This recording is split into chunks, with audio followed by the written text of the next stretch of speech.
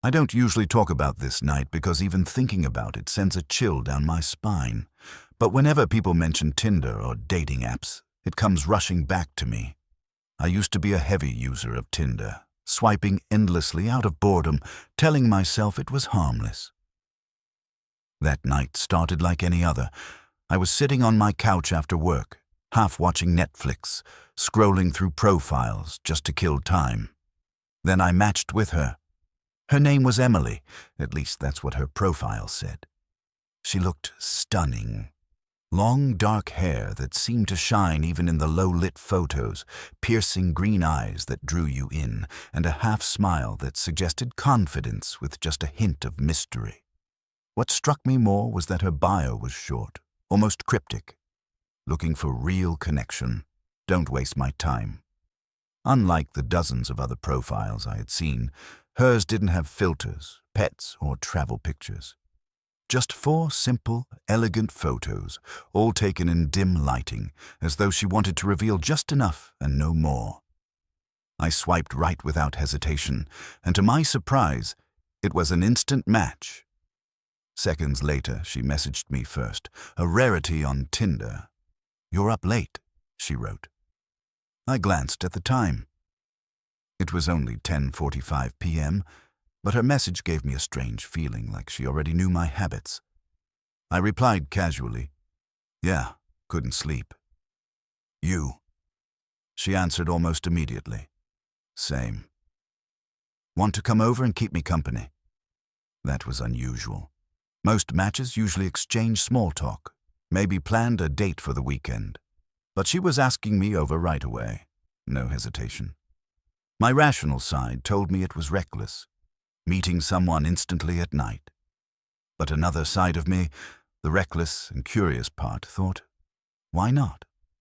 I'd had casual meetups from Tinder before. Nothing bad had ever happened. Besides, she lived only 15 minutes away according to the location tag on her profile. I asked for her address, and she sent it without delay. Her tone grew strangely persuasive. "Don't overthink it, just come. I promise you'll be glad you did."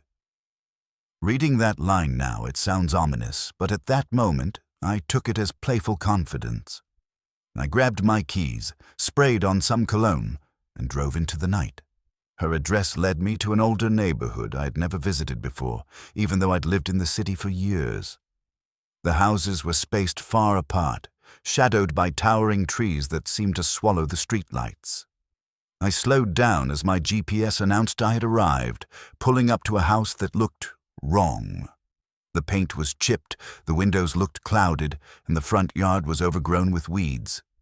The porch light was on, but dim, flickering like a dying bulb. I texted her, "I'm here."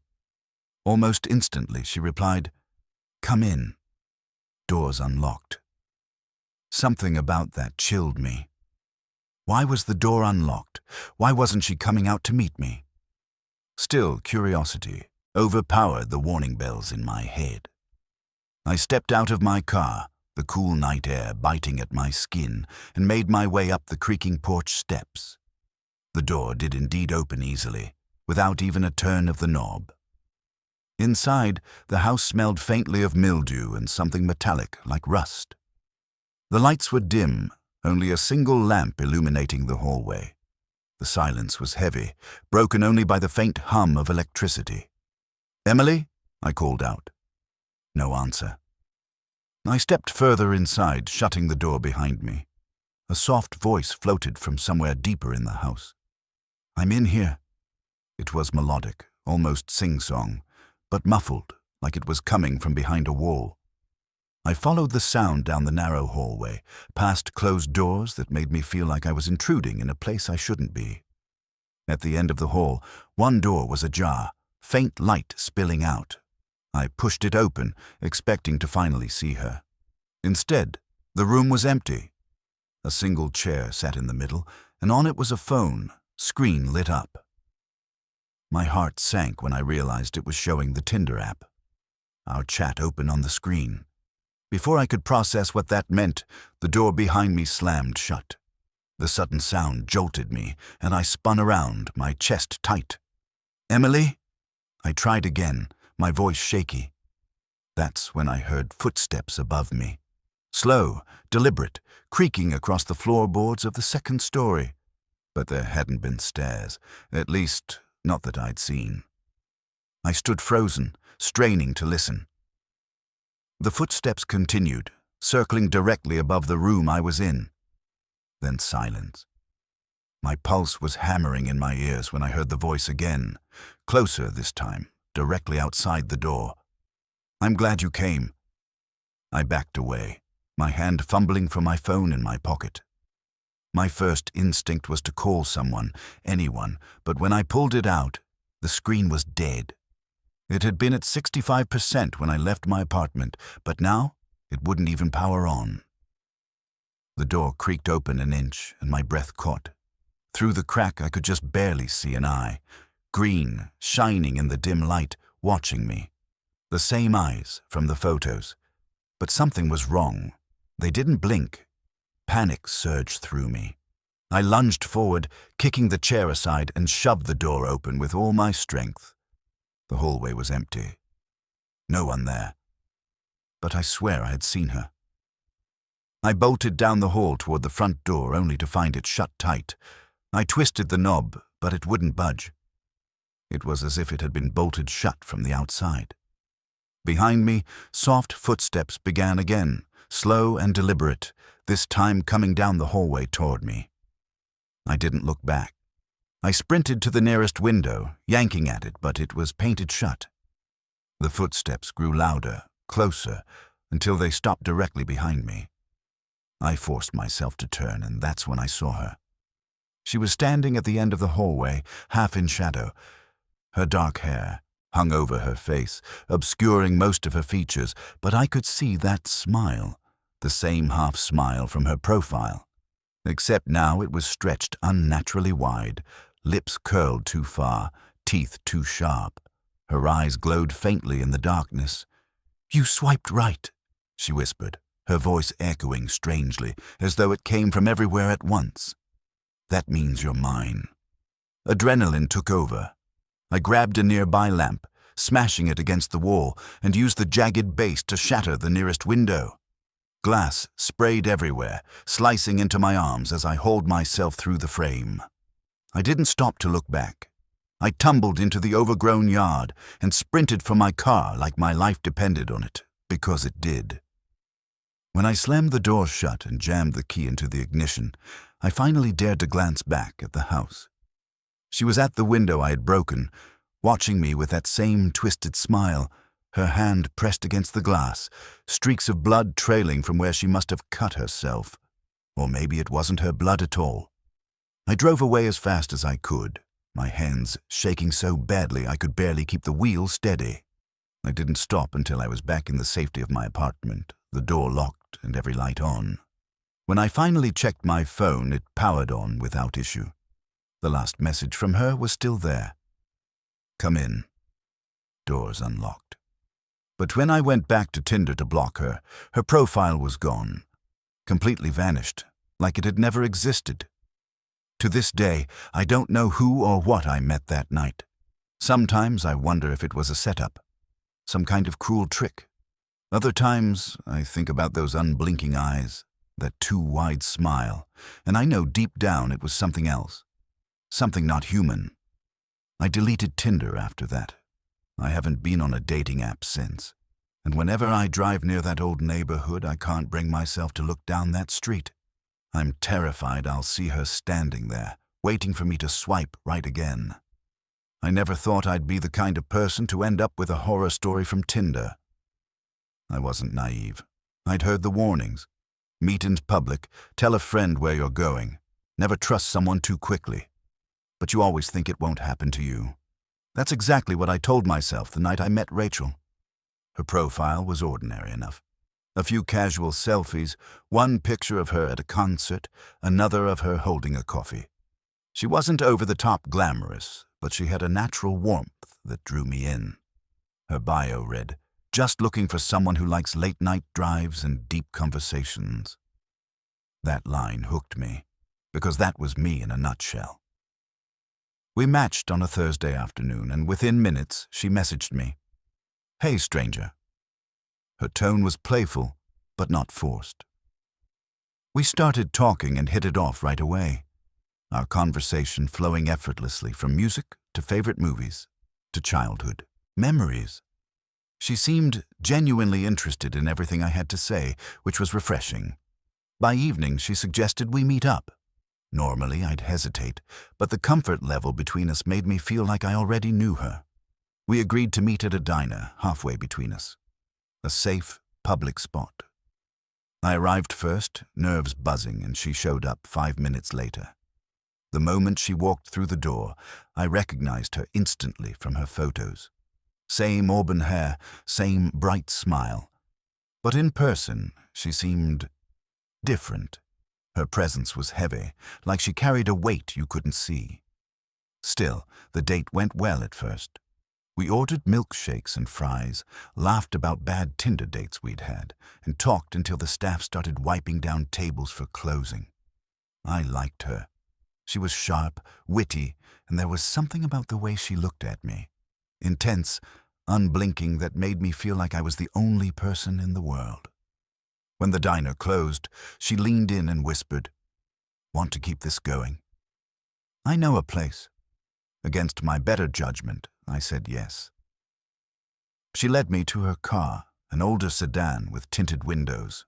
The inside smelled faintly of lavender, but also something sour beneath it. I told myself it was just an old car smell.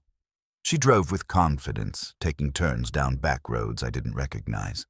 Street lights grew fewer and farther between, until we were surrounded by dark stretches of trees. "Where are we going?" I asked, half joking, trying to mask my unease. "You'll see," she said, smiling, eyes fixed on the road. Finally, she pulled up to what looked like an abandoned house at the end of a dirt path. The place was falling apart. Boards over some of the windows, roof sagging in places. My stomach sank. "This is it?" I asked. She nodded, shutting off the engine. "Don't worry, it's more fun inside." Every instinct screamed at me to leave. But when she stepped out of the car and motioned for me to follow, I found myself doing just that. Something about her was magnetic, like I didn't want to disappoint her. The front door groaned as she pushed it open, and the smell hit me immediately. Damp wood, mold, and something foul underneath like rotting meat. The air was heavy, cold. My breath fogged slightly in the beam of my phone flashlight. Inside, the floor creaked with every step. The walls were covered in peeling wallpaper, and strange symbols were carved into the wood beneath. At first, I thought they were graffiti, but as I looked closer, they seemed deliberate, almost ritualistic. "Pretty cool, huh?" she said casually, as if she'd brought me to some quirky roadside attraction. I forced a laugh, trying not to sound unnerved. "Yeah, what is this place?" "Just somewhere I come to think," she replied. "Somewhere I bring people I trust." That word, trust, made my skin crawl. We walked deeper into the house. My phone, flashlight swept over broken furniture, shattered glass, and more of those carved symbols. Some of them looked fresh, as if recently etched. Then I noticed something that froze me in place. A row of Polaroid photos pinned to the wall with rusty nails. I stepped closer, my stomach turning. Each photo showed a different person, men and women all around my age, all sitting in this very house. Some smiled nervously, others looked uneasy. But one thing they all had in common. They were alone. "Who are these people?" I asked, my voice trembling. Rachel stepped beside me, her expression unreadable. "Friends," she said softly. Before I could respond, she reached out and touched one of the photos. "Some of them didn't work out," she added. The weight of her words sank in, and suddenly the air felt suffocating. My mind screamed at me to leave. I turned toward the front door, but she grabbed my wrist, her grip surprisingly strong. Her smile had vanished. "You're not leaving yet," she whispered. Her eyes locked onto mine, unblinking, intense. It felt like she was staring straight through me. For a moment, I couldn't move, couldn't think.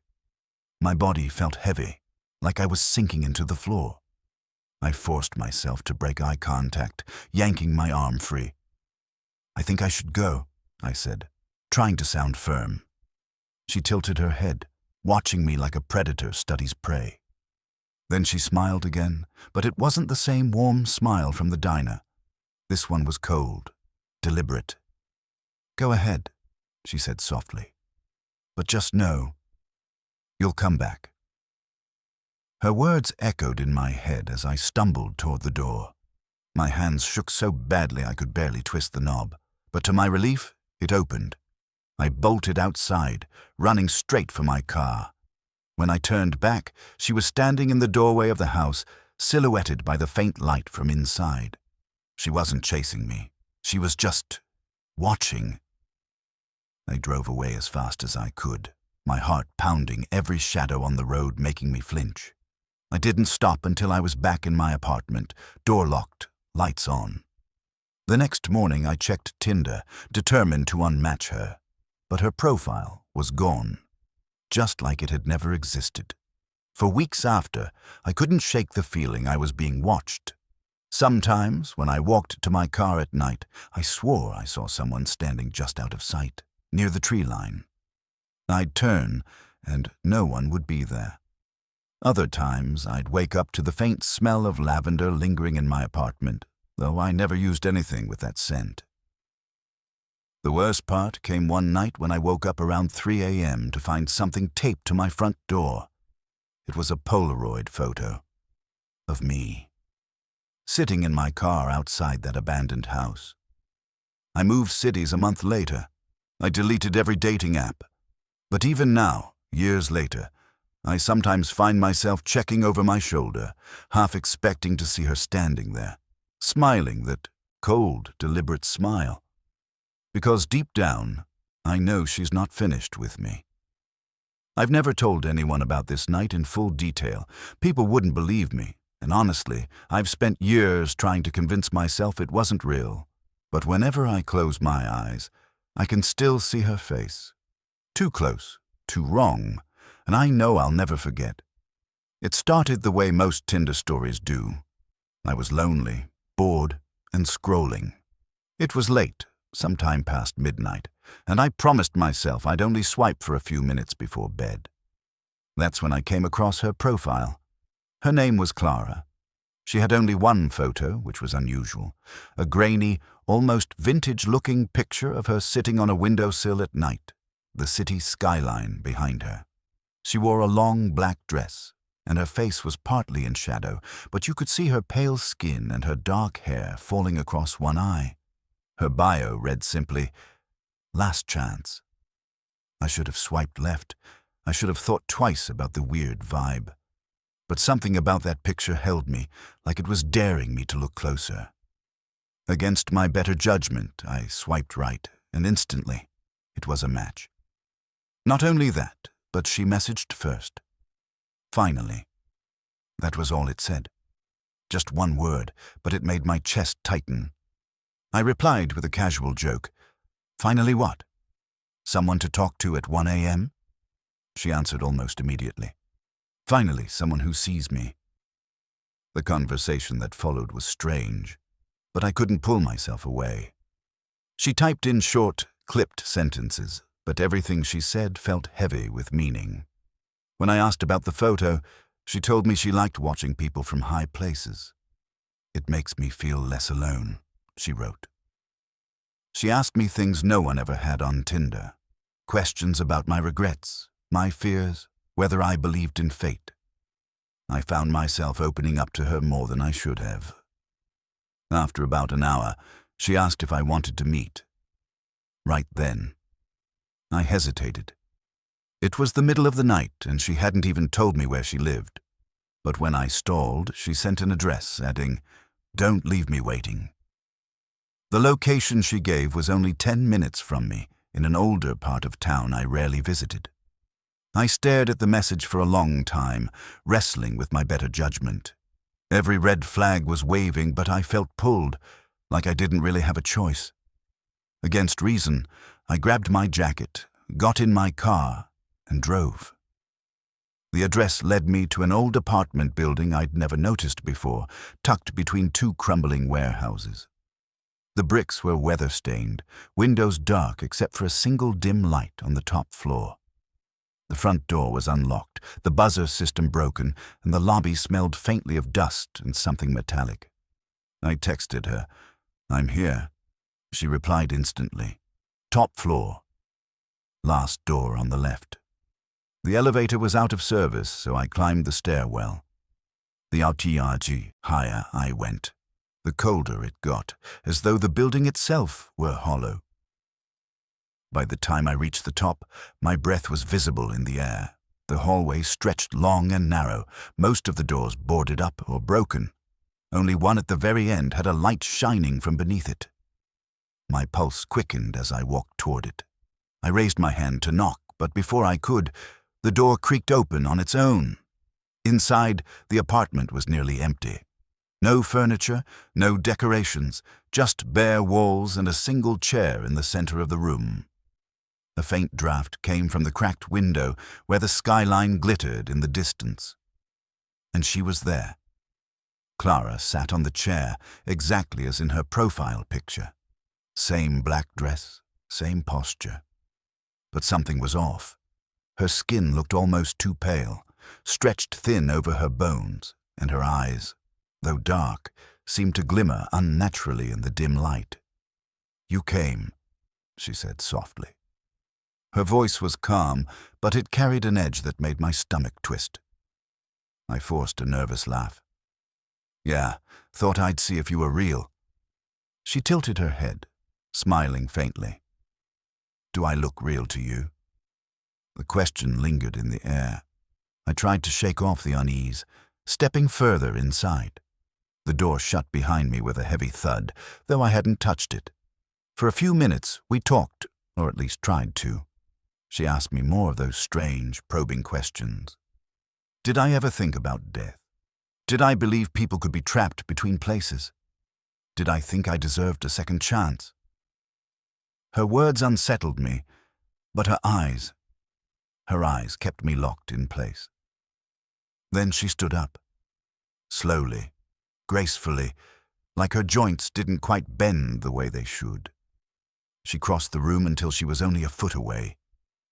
Up close, I could see her face more clearly. Her features were beautiful, but in a way that felt wrong, almost artificial, like a perfect mask stretched too tight. She leaned closer, whispering, "You're mine now." Before I could react, the light in the room flickered out. Darkness swallowed everything. I staggered back, my phone in my hand, fumbling for the flashlight. When it finally lit up, she was gone. The chair sat empty. The room was silent. My chest heaved as I turned in circles, scanning every corner with the beam of my phone. "Clara," I called out, my voice cracking. Nothing. Then, from behind me, right at my ear, I heard her voice, "Don't look away." I spun around, shining the light wildly, but she wasn't there. Panic clawed at my throat. I bolted for the door, yanking at the knob, but it wouldn't move. It felt like cement. Behind me, soft footsteps padded across the floor, slow and deliberate. The light flickered again, and when it steadied, she was standing directly in front of me. Inches away. Her smile had stretched impossibly wide, splitting at the corners, and her eyes were nothing but black voids, reflecting the glow of my phone. Her breath was cold on my face as she whispered, "You saw me. Now you can't leave. I don't remember how I got out. Maybe I blacked out. Maybe my body took over." The next thing I knew, I was outside, stumbling down the street, gasping for air, my phone clutched in my hand. I didn't stop running until I was in my car, speeding home like a madman. When I finally looked at my phone, I saw that my Tinder app was still open. Her profile was gone, not unmatched, not deleted, just gone, like it had never existed. That was 3 years ago. Since then, I've moved apartments, deleted all dating apps, and tried to bury the memory. But sometimes, late at night, I'll wake up and see a figure by my window, sitting in the same posture, watching. And on my darkest nights, I hear her whisper in the dark, soft and close. Last chance. I've never told anyone about this night in full detail. People wouldn't believe me, and honestly, I've spent years trying to convince myself it wasn't real. But whenever I close my eyes, I can still see her face. Too close, too wrong, and I know I'll never forget. It started the way most Tinder stories do. I was lonely, bored, and scrolling. It was late, sometime past midnight, and I promised myself I'd only swipe for a few minutes before bed. That's when I came across her profile. Her name was Clara. She had only one photo, which was unusual. A grainy, almost vintage-looking picture of her sitting on a windowsill at night, the city's skyline behind her. She wore a long black dress, and her face was partly in shadow, but you could see her pale skin and her dark hair falling across one eye. Her bio read simply, "Last chance." I should have swiped left. I should have thought twice about the weird vibe, but something about that picture held me, like it was daring me to look closer. Against my better judgment, I swiped right, and instantly, it was a match. Not only that, but she messaged first. "Finally." That was all it said. Just one word, but it made my chest tighten. I replied with a casual joke, "Finally what? Someone to talk to at 1 a.m.? She answered almost immediately, "Finally someone who sees me." The conversation that followed was strange, but I couldn't pull myself away. She typed in short, clipped sentences, but everything she said felt heavy with meaning. When I asked about the photo, she told me she liked watching people from high places. "It makes me feel less alone," she wrote. She asked me things no one ever had on Tinder, questions about my regrets, my fears, whether I believed in fate. I found myself opening up to her more than I should have. After about an hour, she asked if I wanted to meet. Right then. I hesitated. It was the middle of the night, and she hadn't even told me where she lived. But when I stalled, she sent an address adding, "Don't leave me waiting." The location she gave was only 10 minutes from me, in an older part of town I rarely visited. I stared at the message for a long time, wrestling with my better judgment. Every red flag was waving, but I felt pulled, like I didn't really have a choice. Against reason, I grabbed my jacket, got in my car, and drove.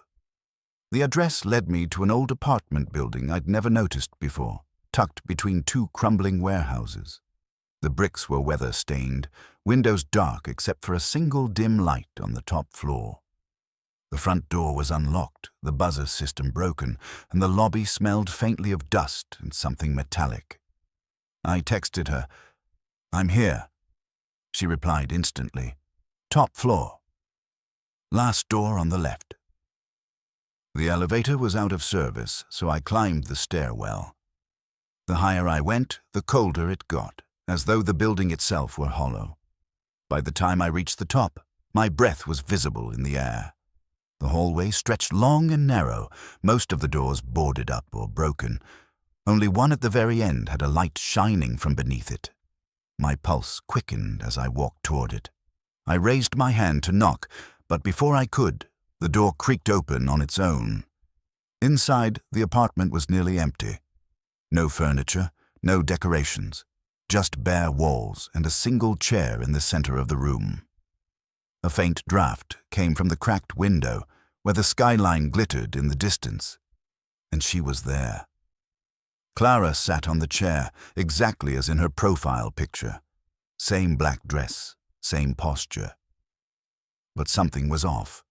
Her skin looked almost too pale, stretched thin over her bones, and her eyes, though dark, seemed to glimmer unnaturally in the dim light. "You came," she said softly. Her voice was calm, but it carried an edge that made my stomach twist. I forced a nervous laugh. "Yeah, Thought I'd see if you were real." She tilted her head, smiling faintly. "Do I look real to you?" The question lingered in the air.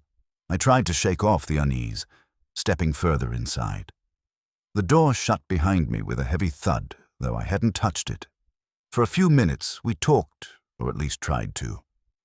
She asked me more of those strange, probing questions. Did I ever think about death? Did I believe people could be trapped between places? Did I think I deserved a second chance? Her words unsettled me, but her eyes kept me locked in place. Then she stood up, slowly, gracefully, like her joints didn't quite bend the way they should. She crossed the room until she was only a foot away. Up close, I could see her face more clearly. Her features were beautiful, but in a way that felt wrong, almost artificial, like a perfect mask stretched too tight. She leaned closer, whispering, "You're mine now." Before I could react, the light in the room flickered out. Darkness swallowed everything. I staggered back, my phone in my hand, fumbling for the flashlight. When it finally lit up, she was gone. The chair sat empty. The room was silent. My chest heaved as I turned in circles, scanning every corner with the beam of my phone. "Clara!" I called out, my voice cracking. Nothing. Then, from behind me, right at my ear, I heard her voice. "Don't look away." I spun around, shining the light wildly, but she wasn't there. Panic clawed at my throat. I bolted for the door, yanking at the knob, but it wouldn't move. It felt like cement. Behind me, soft footsteps padded across the floor, slow and deliberate. The light flickered again, and when it steadied, she was standing directly in front of me, inches away.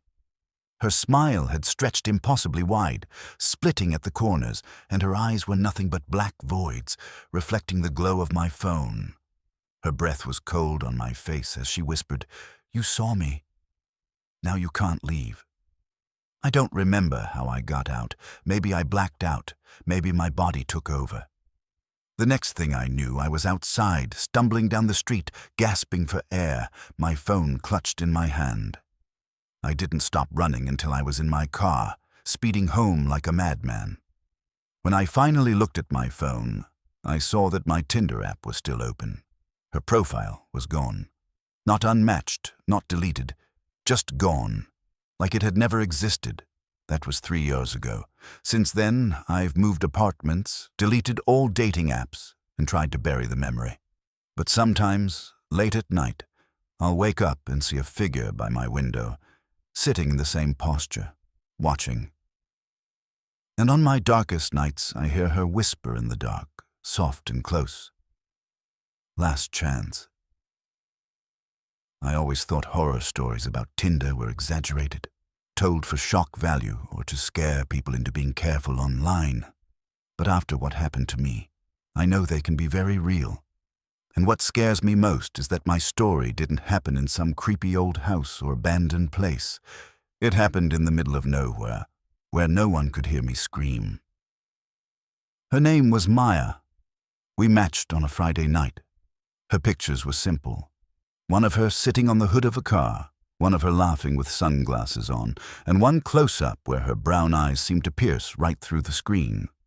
She looked normal, approachable. Her bio said, "Love late-night adventures. Pick me up if you're brave enough." It was cheesy, but it made me laugh.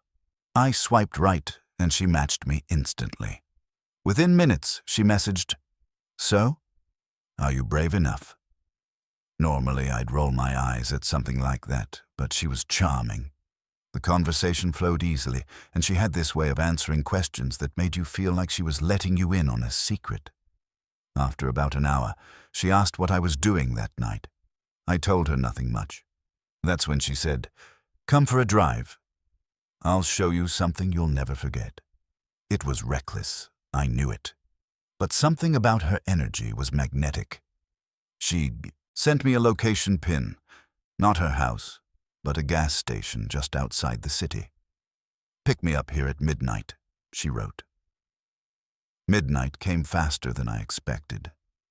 I drove out to the gas station, a lonely place on the edge of the highway. Sure enough, she was there, leaning against a car pump, wearing a black hoodie and jeans. She looked just like her pictures, but more striking in person, her eyes almost too intense. "Hey," she said, sliding into the passenger seat without hesitation. "Let's go." "Where to?" I asked, half expecting her to suggest a bar or diner. "Just drive," she said, smiling faintly. "I'll tell you when to turn." So we drove. The city lights faded behind us, replaced by long stretches of dark highway. Every so often she'd tell me to take an exit, then another, guiding me deeper into unfamiliar back roads. At first, we talked about music, childhood memories, random jokes, but after a while, the conversation dried up, and I realized how far we'd gone. The road was narrow now, surrounded by thick woods. No streetlights, no other cars. Just the beam of my headlights cutting through the dark. My phone had lost service 20 minutes ago. "Where are we going?" I asked, trying to keep my voice steady. "You'll see," she said softly. Her tone made my stomach tighten. I glanced at her, and in the dim glow of the dashboard, her face looked different. Sharper, almost gaunt. Her smile stretched thin. I told myself it was just the lighting, but unease settled in my chest. We drove for what felt like hours. The woods seemed endless, the road twisting and turning with no end in sight. My gas gauge crept lower, and I finally said, "Look, I need to know where we're going. I can't just keep driving into the middle of nowhere." She turned her head slowly, meeting my eyes. "You'll know when we're there," she whispered. Something in her voice made me shiver. Finally, she told me to stop. We were on a dirt path, trees looming on either side. I pulled over, my headlights illuminating a clearing ahead. The ground was littered with what looked like broken furniture, scraps of metal, even an old mattress. It looked like a dumping ground, forgotten and eerie. "Here," she said, her voice almost reverent. I stared at the clearing. "Hear what?" She unbuckled her seatbelt, leaned closer, and whispered, "Turn off the lights." Every instinct screamed at me not to. My hands gripped the wheel so tight my knuckles ached. "Why?" I asked, my voice trembling. Her smile widened, too wide. "So they can come." Cold fear shot through me. "Who?" I demanded. Instead of answering, she reached across me and flicked off the headlights herself. Darkness swallowed us. For a moment, silence hung heavy, broken only by the sound of my own breathing. Then, I heard it. Footsteps. Dozens of them. Crunching leaves, snapping twigs, circling the car. My chest tightened as I strained to see, but the night was absolute black. Figures moved just beyond the edge of vision, shadows shifting against shadows. "What the hell is this?" I shouted, fumbling for the ignition. Her hand shot out, gripping my wrist with inhuman strength. "Don't," she whispered. "They don't like noise." Her grip was ice cold. I yanked my arm free, heart pounding, and slammed my foot on the gas. The car lurched forward, headlights flaring back on, and in that brief illumination I saw them. Figures standing in the clearing. Dozens of them.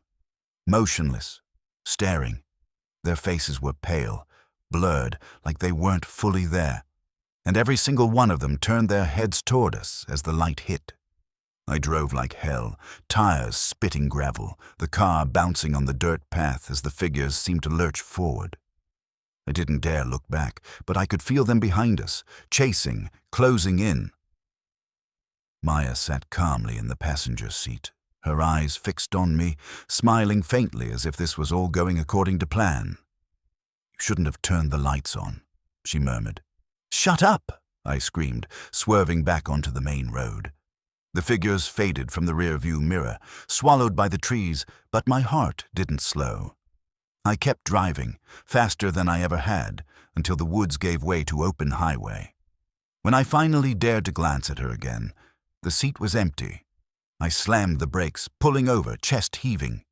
The passenger door was shut. No sign she'd ever been there. Shaking, I grabbed my phone. It had service again. I opened Tinder, desperate to make sense of it. But her profile was gone. Not unmatched, not deleted. Gone, like she had never existed. For weeks after, I couldn't sleep.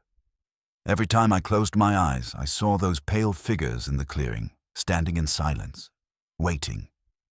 Sometimes, late at night, I'd hear footsteps outside my window, soft and deliberate, like someone circling the house. I sold my car not long after. I couldn't stand being inside it, couldn't shake the smell of lavender and cold air that lingered in the passenger seat. I don't use dating apps anymore. I don't drive late at night. But no matter how far I run, I know deep down I'll never forget that clearing. And one night, when I least expect it, I'll hear her whisper again, soft in my ear, "Turn off the lights." I used to think the scariest thing about Tinder was being ghosted. That was before I matched with Lena. What happened with her still keeps me up at night, because it wasn't some shadow in the woods or ghostly figure in a window. It was something much closer. Her profile was simple, almost too simple. Just two pictures, one of her smiling with her hair pulled back, the other of her standing in front of a mirror in a casual outfit. She looked approachable, normal, and her bio read, "Just moved to the city. Show me around." We matched on a Tuesday night, and she messaged almost immediately, "Hey, want to hang out?" That was unusual. I was used to days of small talk before anyone suggested meeting, but she seemed confident, direct. I liked that. We agreed to meet at a quiet bar near my place.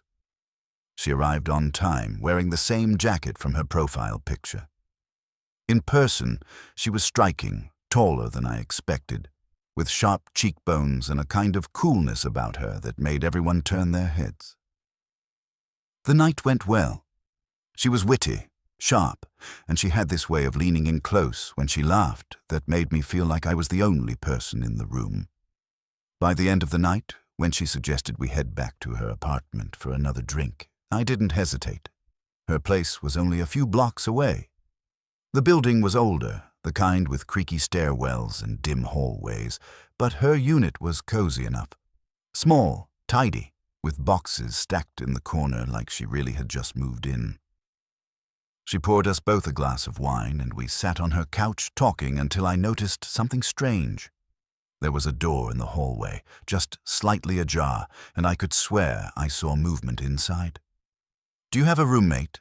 I asked casually. Her smile flickered for a split second before returning. "Yeah," she said. "He keeps to himself. Don't worry about it." Something about the way she said it made me uneasy, but I let it go. After all, plenty of people in the city shared apartments. As the night wore on, we grew closer, and eventually she leaned in and kissed me. It was slow, deliberate, and for a moment, I forgot about everything else.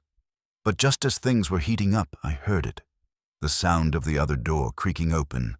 I pulled back, glancing toward the hallway. A shadow stretched across the floor, long and unmoving. "Is your roommate okay?" I asked. Her expression didn't change. "He likes to watch." The words froze me. "What?" She placed a finger against my lips. "Don't worry. He won't come out." My chest tightened. I tried to laugh it off, but the tension in the room had shifted.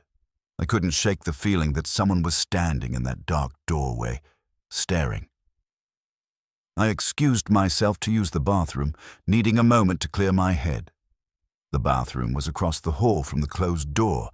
As I passed, I felt it, a faint draft seeping out, carrying the smell of something rotten. Inside the bathroom, I locked the door and leaned against the sink, heart racing. Something was wrong. I couldn't explain it, but every instinct screamed at me to leave. I splashed water on my face, trying to steady my breathing. That's when I heard it. A whisper. faint, raspy, coming from the vent above the mirror. "Don't go back out there." I froze, staring at the vent. The voice was hoarse, desperate. Before I could react, there was a knock at the door. Lena's voice, cheerful, but strained. "Everything okay in there?" My hands trembled as I unlocked the door and stepped out. She was standing right there, smiling too widely, her eyes gleaming in the dim light. "Ready for another drink?" she asked. I forced a nod, but my gaze flicked to the other door. It was now slightly wider, the darkness inside deeper, heavier. I could swear I saw a figure standing just beyond the threshold. I made some excuse about having to work early, grabbed my jacket, and headed for the door. She didn't stop me. She just stood in the hallway, watching, her smile never fading. "Come back soon," she said softly. "He likes you." The way she said it made my blood run cold. I practically ran down the stairwell and out into the night air. My hands were shaking so badly I could barely unlock my car. As I drove away, I glanced up at her apartment window. She was standing there, watching me, the shadow of someone else just behind her. I tried to rationalize it later. Maybe the roommate was just weird. Maybe I imagined the voice in the vent. But the next morning, when I checked Tinder to block her, her profile was gone. Not unmatched, not deleted. Gone, like she had never existed. A week later, I woke up to a sound outside my apartment door. When I opened it, there was a small Polaroid on the floor. My stomach dropped when I saw what it showed. Me sitting on Lena's couch, smiling nervously. And in the background, in the dark hallway behind me, the door was open wide. I'd been on Tinder for a couple of years and had my share of awkward dates, but nothing that made me truly afraid. That changed the night I matched with Holly. Her profile seemed almost too good to be true. She was beautiful. Long blonde hair, striking blue eyes, a playful smirk in every photo. Her bio was short. Good drinks, good music, and good company. I swiped right without hesitation, and we matched instantly. Within seconds, she sent me a message. "You're cute. Want to come over?" It felt too forward, but I won't lie. I was flattered. We exchanged maybe a dozen messages before she sent me her address. It was across town, in a neighborhood I didn't know well, but it didn't look far on the map. I hesitated for only a moment before grabbing my keys. The drive took me into an older part of the city, where the houses grew farther apart and the streetlights were few. When I finally pulled up, I found myself in front of a 2-story Victorian-style house. The paint was peeling, the windows dark, but the porch light was on. I texted her, "I'm here." She replied instantly, "Come in." Doors unlocked. That should have been a red flag, but I brushed it off. I walked up the creaking steps and pushed the door open. The house was dim inside, lit only by a lamp in the hallway. The air smelled faintly of mildew, with something sweeter underneath, like perfume that had gone stale. "Holly?" Called out. A voice drifted from upstairs. "Up here." Her tone was light, sing-song, almost playful. I climbed the staircase, each step groaning under my weight.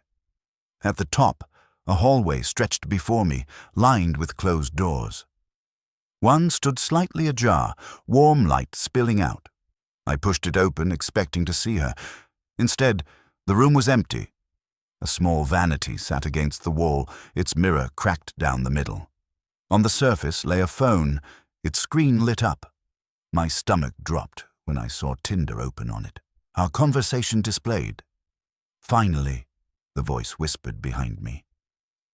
I spun around. A woman stood in the doorway, her face hidden in shadow. She stepped forward, and for the first time I saw her clearly. It was Holly from the photos, but not. Her features were sharper, almost distorted, her smile stretched unnaturally wide. "You came," she said softly. I backed away, my heart pounding. I think I should go." Her smile widened further. "But you just got here." I bolted, shoving past her into the hallway. The house seemed darker now, the air heavier. I stumbled down the stairs, only to find the front door closed, and no matter how hard I twisted the knob, it wouldn't budge. Footsteps creaked above me, slow and deliberate. Then another set joined them, and another. My stomach dropped as I realized there was more than one person upstairs. "Holly!" I shouted, panic rising in my throat. Laughter answered me, high-pitched, echoing, coming from every direction at once. I sprinted toward a side window and yanked at it, but it was nailed shut. Behind me, the laughter grew louder, closer. I turned and my blood ran cold. There were figures descending the stairs, not just Holly, but several others, men and women, all with faces stretched too wide, eyes too dark, movements too smooth. They were smiling the same impossible smile, their heads tilting in unison. "You swiped right," they whispered together. "That means you belong here." I grabbed a chair from the hallway and hurled it at the front door. The wood splintered and I squeezed through the opening, cutting my arms on jagged edges as I tumbled onto the porch. I didn't look back. I sprinted to my car, fumbling with the keys, heart hammering so loudly I could barely think. When I finally got the engine started and peeled away, I glanced in the rearview mirror. The figures were standing on the porch, watching. Their faces glowed faintly in the dark, their smiles never fading. I didn't stop driving until I was back in my apartment, shaking uncontrollably. My arms were bleeding from where the wood had sliced me, but I didn't care. I grabbed my phone, opened Tinder, and went to block her. Her profile was gone, completely erased. For weeks afterward, I couldn't sleep. Every creak in my apartment made me jump. Every shadow made me think they had followed me. One night, I woke to find my phone screen on, though I hadn't touched it. The Tinder app was open, displaying a blank profile with no name, no photo, just a bio that read, "You already came in. We're still waiting." I deleted the app immediately, but sometimes I still wake up in the night, convinced I can hear footsteps outside my door, slow and deliberate, getting closer. And sometimes, when I glance in the mirror in the dark, I swear I see them smiling behind me. When I downloaded Tinder, I was just looking for a distraction. I'd gone through a rough breakup and needed something to occupy my mind. Swiping felt harmless, like flipping through a deck of faces. But then I matched with Kayla, and everything changed. Her profile wasn't anything extraordinary. 4 pictures, one of her in a cafe, one at the beach, one selfie in her bedroom mirror, and the last a group shot with friends. She had dark hair, kind eyes, and an easy smile. Her bio said, "Looking for something real. Bonus points if you like horror movies."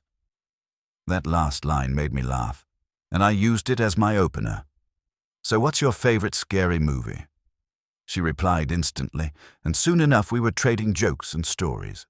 She was witty, engaging, and her messages had this warmth that pulled me in.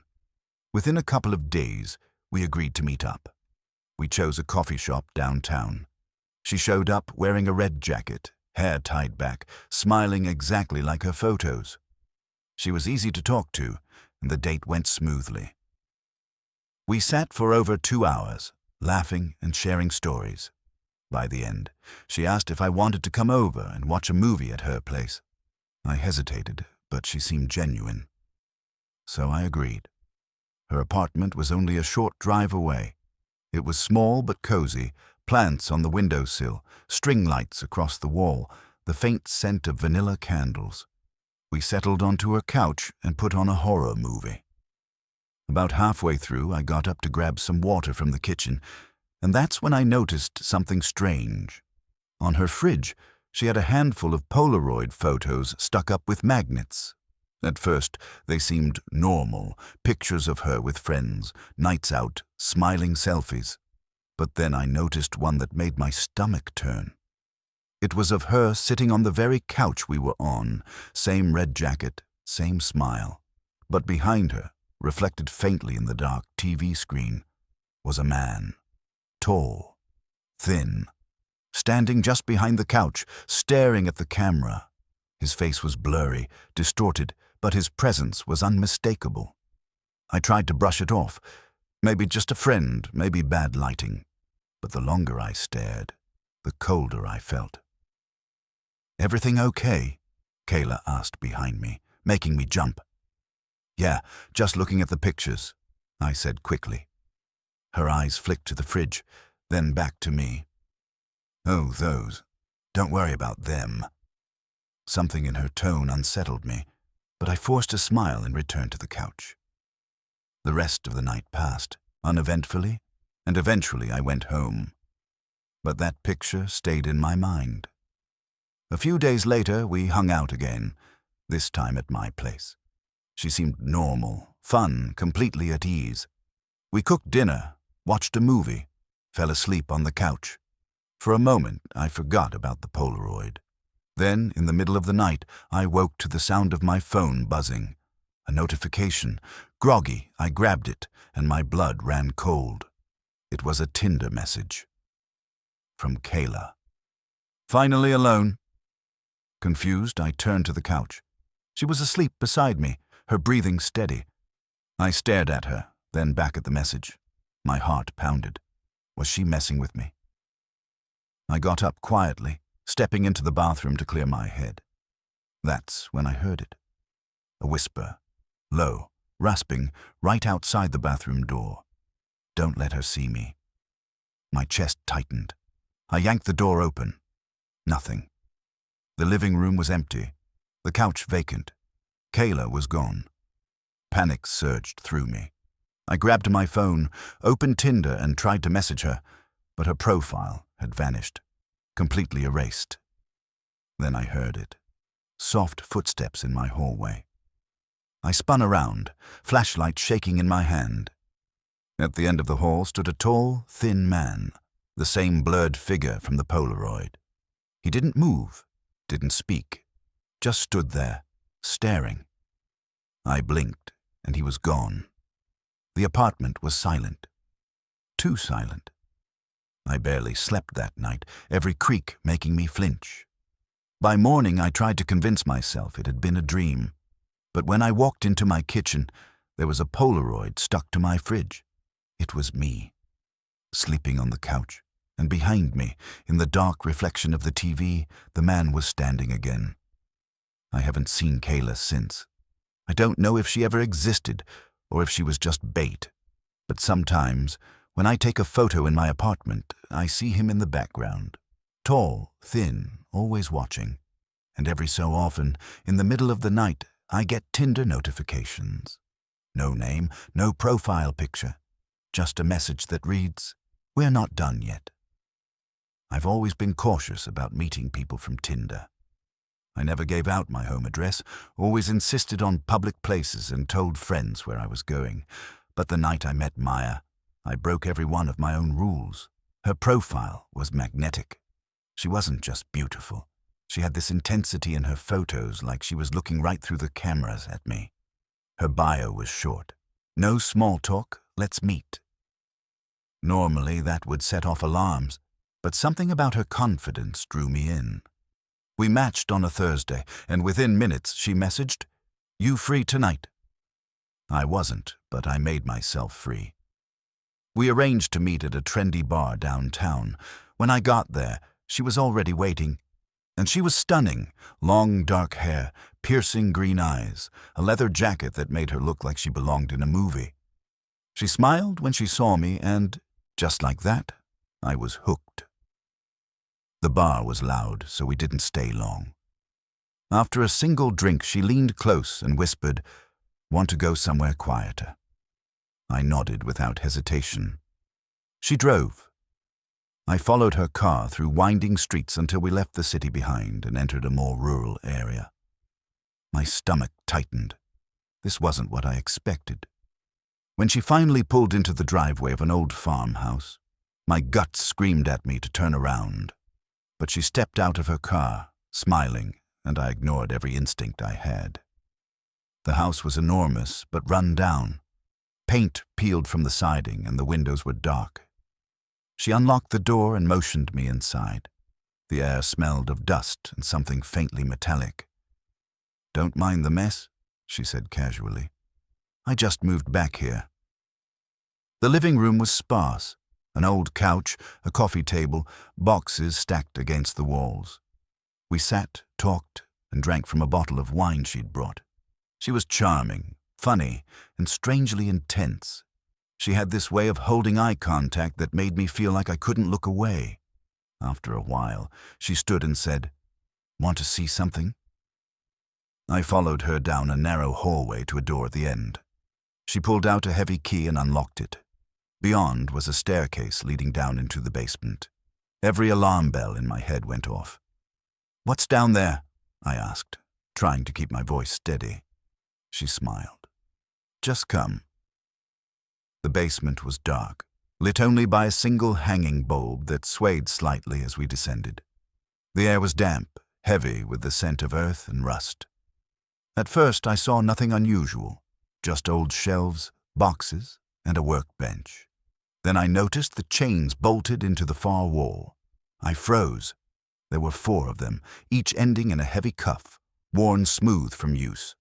Beneath them, dark stains spread across the concrete floor. My chest tightened. "What is this?" I asked. Maya turned to me slowly. Her smile was gone. Her eyes looked colder, sharper.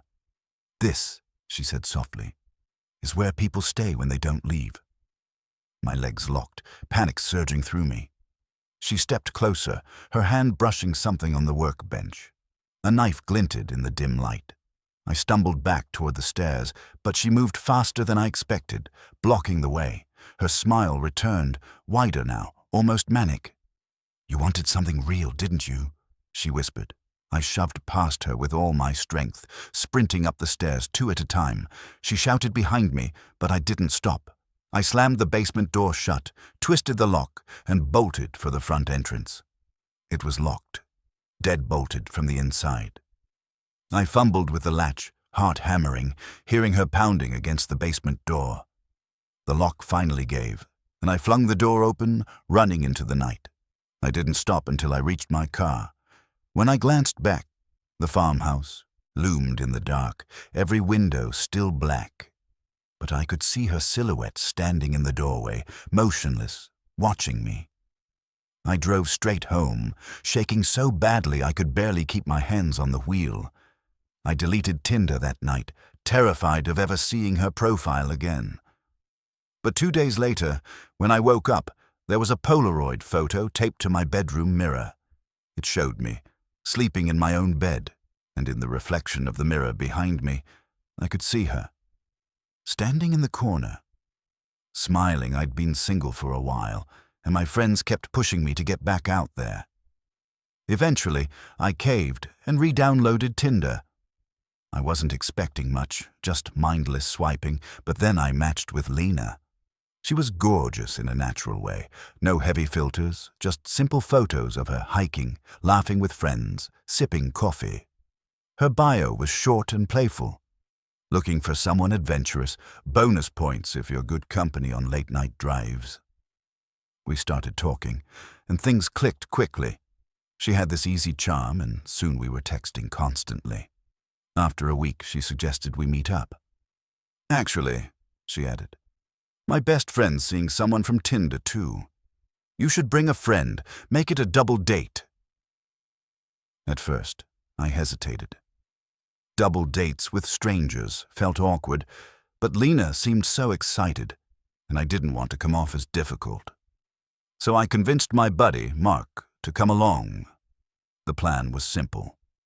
Meet Lena and her friend at a small diner off the highway, grab food, then maybe go bowling after. It sounded harmless enough. When we got there, the girls were already in a booth. Lena waved, and I felt a rush of relief. She looked exactly like her pictures. Her friend, Ivy, was just as striking, with sharp features and jet black hair. Mark nudged me under the table, grinning.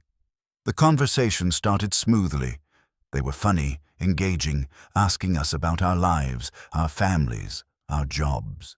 But something felt off. For one, they never talked about themselves.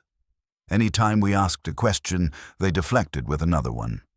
And then there was the way they kept glancing at each other, almost like they were communicating silently. Still, the night went on. After dinner, Lena suggested we skip bowling and go somewhere more fun. Like where? I asked. You'll see, she said, her smile widening. We followed their car out of town, Mark and I joking nervously in the front seat. But as the road grew darker and the houses fewer, my unease deepened. Finally, they turned onto a dirt road leading into the woods. At the end was a cabin, old and weathered, with only a single light glowing inside. Trust me, Lena said as we got out. It's cozy. The cabin smelled of damp wood and smoke. Inside, a fire crackled in the fireplace, casting long shadows across the room. There was no furniture besides a worn couch and a few mismatched chairs. Let's play a game, Ivy suggested, her voice smooth. Truth or dare? Mark laughed. What are we? 12. But Lena leaned close, her eyes glittering. It'll be fun. We agreed, reluctantly. At first, the dares were silly. Drink from the bottle, take off your shoes, tell a secret. But soon, they escalated. Dare, Lena said, fixing me with an intense stare. I dare you, Ivy whispered, to go into the basement. The room went quiet. I hadn't even noticed a basement door before, but there it was, half hidden behind the couch. Mark chuckled nervously. Come on, is that really necessary? But Lena tilted her head. Don't be scared. Something in her tone made my skin crawl, but not wanting to back down, I agreed. The basement door creaked as I opened it.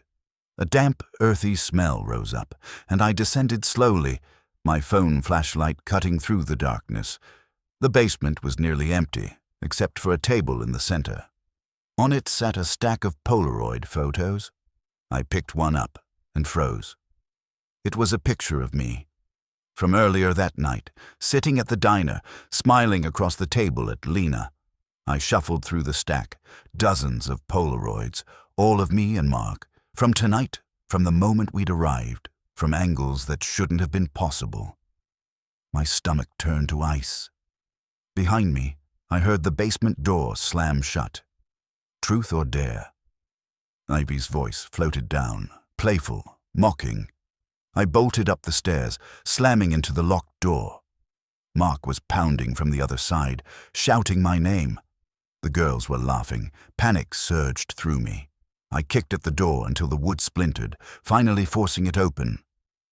Mark and I stumbled into the living room, but the girls were gone. The front door stood wide open, the night air cold against my skin. We didn't wait. We ran for the car, hearts hammering. But when we reached the dirt road, their car was already gone. Back at my apartment, I tried to make sense of it. Mark swore we'd just been pranked, but when I emptied my jacket pocket, something slid out. A Polaroid. It showed Mark and me in my apartment, sitting on the couch, from behind. We hadn't taken it. I tried deleting Tinder the next day, but every time I reinstalled it, just to check, I'd find Lena's profile again. Always the same pictures, the same bio. And sometimes, late at night, I get a notification, a match request, from her. The last message I ever got before deleting the app for good was just 5 words. Truth or dare? Your turn. When I first saw Emily's profile, I almost swiped left. Not because she wasn't attractive. She was gorgeous. But because something about her photos made me hesitate. She had 6 pictures. The first 3 were normal. Emily smiling at a park, Emily at a coffee shop, Emily on the beach. But the last 3 were odd. In each of them there was a mirror behind her, and in each reflection her smile was gone. I told myself I was overthinking it, that it was probably just coincidence. But curiosity got the better of me, and I swiped right. We matched instantly. Her first message came within seconds. "Finally. I've been waiting for you." At first, I thought it was just a cheesy pick-up line. But as we started talking, something about her words unsettled me. She never used emojis, never joked, never sent pictures. It was always short, clipped sentences, like she knew me already. After 3 days of messaging, she suggested we meet. "I'll come to you," she said. That gave me pause. Normally, I'd insist on a public place, but she was persistent. Against my better judgment, I agreed. The night she came over, I was nervous. I'd cleaned my apartment twice, set out drinks, checked myself in the mirror. At exactly 9 p.m., there was a knock. Emily stood in the doorway, smiling. She looked exactly like her photos. Same long dark hair, same piercing eyes. She stepped inside without waiting for an invitation, her gaze flicking briefly to the mirror in my hallway. "Nice place," she said softly. We sat, talked, drank. For the first hour, it felt normal enough, but then she asked if she could use the bathroom. I pointed her down the hall and she disappeared. A few minutes later, I realized she hadn't come back. I got up to check, but the bathroom was empty. "Emily," I called. No answer. I walked into my bedroom and my blood froze. She was standing in front of the mirror, staring at her own reflection. Her lips moved, whispering something too low to hear. "Emily," I repeated, my voice shaking. She turned slowly. Her smile was wide now, unnatural, stretching too far across her face. "Do you want to see it?" she asked. Before I could respond, she grabbed my wrist and yanked me toward the mirror. My reflection stared back, pale and terrified. But Emily's reflection wasn't matching her movements. While the real Emily stood beside me, smiling calmly, her reflection's face was twisted, eyes wide, mouth open in a silent scream. Its hands were pressed against the glass as if trying to break through. I stumbled back, heart racing. "What the hell is that?" Her smile never wavered. "That's the real me." The lights flickered, and for a split second, I swear I saw the reflection move independently, pounding on the glass from the other side. I bolted for the door, but it slammed shut on its own. The air grew heavy, thick, like I was underwater. "Don't leave," Emily whispered behind me. "Not yet." I spun around, but she was gone. Only the mirror remained, and in it, both reflections stood there, mine and hers. Except this time, mine wasn't moving the way I was. It was frozen, staring. I don't remember how I got out. The next thing I recall is waking up on my couch. Hours later, the apartment dark and silent. The mirror in my bedroom was shattered, glass scattered across the floor. I thought it was over. But the next morning, when I opened my phone, there was a new notification from Tinder, a match with Emily. Her profile picture was a photo of me, taken from inside my bedroom, and in the reflection of the broken mirror behind me, I could see her, smiling, waiting. I wasn't even supposed to be on Tinder that night. My Wi-Fi had gone out and I was bored, so I turned on my hotspot and started swiping. That's when I matched with Clara. Her profile was simple, just 2 photos. In the first, she was standing in a field at dusk, her back to the camera. In the second, she was smiling at a dining table, but the picture was slightly blurry, like it had been taken in a hurry. Her bio read, "Signal out here is bad, but I'm worth the drive." I should have swiped left. Something about it felt off. But I was lonely, and she was beautiful, so I messaged her. She responded instantly. "Come visit tonight. I'll send directions." I laughed to myself, thinking it was too fast, but she sent me an address anyway. It wasn't on Google Maps, just a pin dropped on a blank stretch of road outside town. I told myself it was just an adventure. Worst case, I'd turn around if it got weird. The drive took nearly an hour. My GPS struggled the further I went, the road narrowing into dirt paths surrounded by trees. Finally, my phone lost signal entirely. No calls, no texts, no internet. I almost turned back, until I saw it.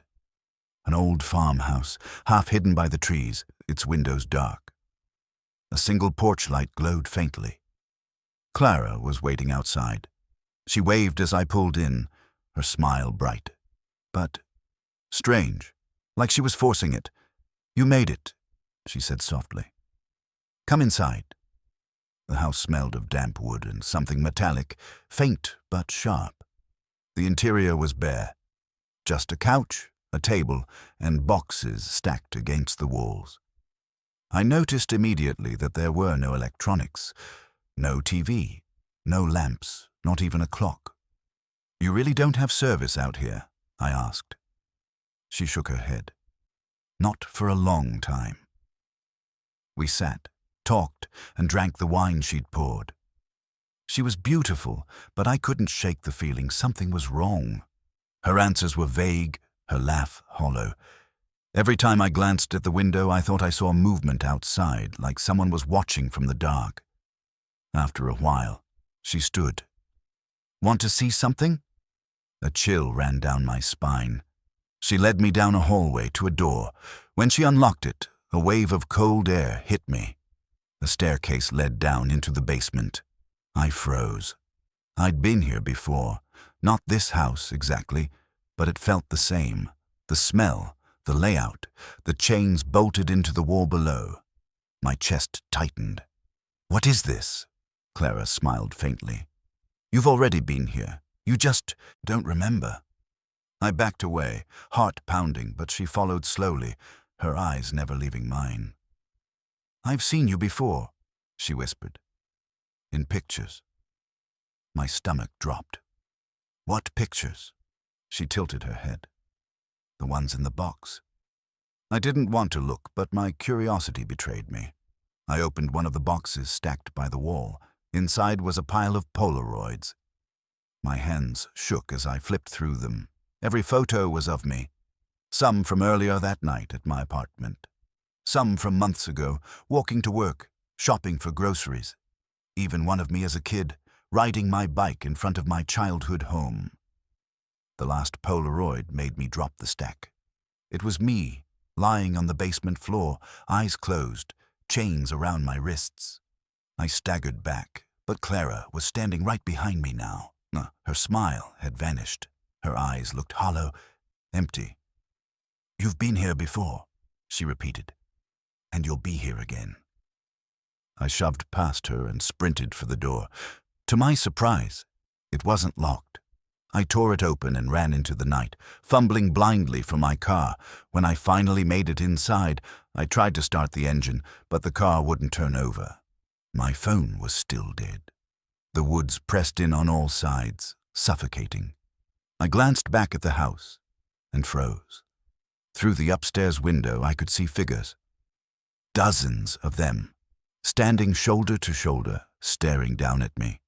Their faces were blurred, indistinct, but all of them held Polaroid cameras in their hands. The porch light flickered, and Clara stepped outside. She raised her hand, not to wave, but to point directly at me. That's when the flash went off. A blinding white burst filled my car, even though no one was close enough to take a picture. My vision swam, and when it cleared, there was a Polaroid sitting on the passenger seat. It was me, sitting in the car, and in the back seat behind me, blurred but unmistakable, was Clara's reflection in the rearview mirror. Smiling. I had promised myself I was done with Tinder. Too many bad dates, too many unsettling encounters. But late one night, when sleep wouldn't come and loneliness gnawed at me, I reinstalled it. Almost instantly, I had a new match. Her name was Marissa, and she only had one photo. It was strange. Low quality, almost like it had been taken with a disposable camera. She was sitting on a couch, her face slightly blurred, but behind her, I noticed something that made my skin crawl. There was a mirror on the wall, and in that mirror I saw myself. Not a look-alike, not someone similar. It was me. Sitting at my own kitchen table, phone in hand, swiping. I nearly dropped my phone. My first thought was that someone had hacked me, taken a picture through my webcam, but the details were too exact. Down to the coffee mug beside me, the angle of my head, the shirt I was wearing. I tried to tell myself it was just a trick of the mind. Maybe it wasn't really me. But then a message popped up. I'm outside. My stomach dropped. I shot up, went to the window and pulled back the blinds. The street below was empty. No cars, no figures, just silence. Another message came. Wrong window. My chest tightened. I walked slowly to the hallway mirror, the one by my front door, and that's when I saw her. In the reflection, Marissa was standing right behind me. But when I spun around, the hallway was empty. The reflection, though, remained. She smiled at me through the glass, eyes dark and hollow. I staggered back, heart racing, fumbling for my phone. I tried to delete Tinder, but the app wouldn't close. Every time I swiped up, it stayed frozen on her profile picture. And then I noticed something else. The photo had changed. It wasn't her anymore. It was a Polaroid of me, standing exactly where I was in that moment, in front of the mirror. I dropped the phone and bolted for the door, but the moment I opened it, I froze. The hallway of my apartment building was gone. In its place was a staircase leading down into darkness. The smell hit me instantly. Damp earth, iron. The basement. I'd been here before. Not physically, maybe, but in the stories I'd read, the ones whispered online, the warnings disguised as True Tinder Horror Stories. I knew the chains would be waiting, the Polaroids, the laughter. But behind me, the door slammed shut. My only way was forward. I descended, each step heavier than the last. At the bottom, a single light bulb flickered. In the circle of dim light stood a table. On it was a stack of Polaroids, just like before. My hands shook as I picked one up. It was a picture of me, but not from tonight, from months ago, from the diner where I'd gone on that double date with Lena and Ivy. Another from my apartment when Emily had stared into my mirror. Another from the car, with Clara pointing at me from the porch. All the stories, all the encounters, they weren't separate. They'd been leading me here. Footsteps creaked above. Dozens of them. My breath caught as I realized the figures from the farmhouse window, the ones with the blurred faces. They were here now, descending slowly. I grabbed another Polaroid from the table. This one made my blood run cold. It showed me, standing exactly where I was, holding that same photograph. But in the background, behind me, the figures were closer. The bulb overhead flickered. When it came back on, they were at the bottom of the stairs. Silent, watching, holding cameras. A flash went off. My vision exploded white. When it cleared, I wasn't in the basement anymore. I was back in my apartment, sitting at my kitchen table, phone in hand, Tinder open. But something was wrong. The walls weren't my walls. The furniture wasn't mine. The reflection in the mirror across from me wasn't me. It was her, Marissa, smiling from the other side of the glass. My phone buzzed. A new notification. It's your turn now. And on the screen, a fresh Polaroid appeared. Of me, staring down at the phone, reading these exact words. I don't even know why I'm writing this. Maybe as a warning, maybe as proof, or maybe because someone told me once that the last person who writes their story gets to end it. I doubt that's true, but I'll try anyway. I joined Tinder years ago, like everyone else, out of boredom and loneliness. And at first, it was normal. Awkward small talk, bad first dates, people ghosting. But then I started noticing patterns. People who vanished after a single night. News stories about bodies found in basements, about abandoned houses no one remembered building, and then the stories online. Those true Tinder horror stories that popped up on forums, YouTube channels, whispered like urban legends. I devoured them, thinking they were just creepy entertainment. But the more I read, the more I realized. They weren't just similar, they were the same. The Polaroids, the reflections, the houses with no signal, the basement stairs, different narrators, different names, but always the same pieces, like a ritual being repeated over and over by different victims. My match came on a Tuesday night. Her name was Nora. Her profile had no bio, just one picture, me. Not a look-alike, not someone who resembled me. It was a picture of me, sitting on my couch, phone in hand, swiping. I thought maybe it was a glitch, but then a message came through. Ready to see how it ends. I should have deleted the app. I should have thrown my phone into the river. Instead, I typed the only thing I could think to say. Who are you? Her reply was instant. The one who keeps the photos? That night I woke to a sound. A faint click, the whir of film sliding out. I opened my eyes, and on the nightstand beside me was a Polaroid, still developing. My heart stopped when the image cleared. It was me, asleep in bed. I sat up fast, but the room was empty. No intruder, no cameras, just silence. Then the phone buzzed. A notification from Tinder, another message from Nora. Check the mirror. I didn't want to. God, I didn't want to. But something made me look. In the mirror across the room, I wasn't sitting up. I was still lying down, eyes closed, just like in the photo. And standing over my reflection was a woman, her face blurred, holding a Polaroid camera. The next days blurred together. More photos appeared. On the kitchen counter, on my desk, even tucked into the pocket of my jacket. Each one was of me. Sometimes from years ago. Sometimes from minutes before I found them. I tried telling myself I was losing my mind, but then I found a box on my doorstep. No note, just a cardboard box, taped shut. Inside were hundreds of Polaroids. Not just of me, of them.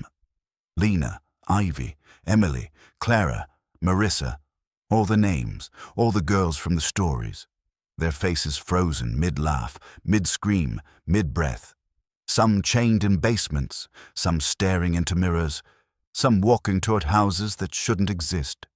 And mixed in between them, photos of me, watching them like I had been there every time. That night, I dreamed I was in a basement. The walls dripped with condensation. Chains rattled in the dark. A single bulb swayed overhead.